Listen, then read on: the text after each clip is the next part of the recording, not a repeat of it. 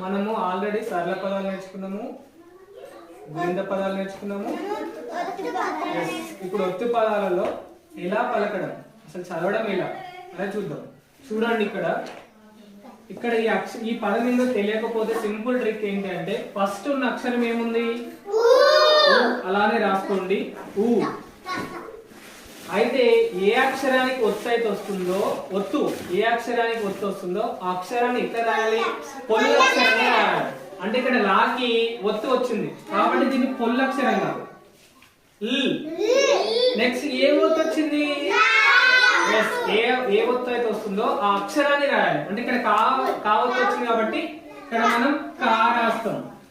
అయితే మనం పొల్లక్షరం రాస్తామా, ఆ పొల్లక్షరానికి ముందున్న అక్షరంతో కలిపి చదవాలి. అంటే ఈ రెండింటిని కలిపి చదవాలి. ఉల్ కా అంటే ఈ పదం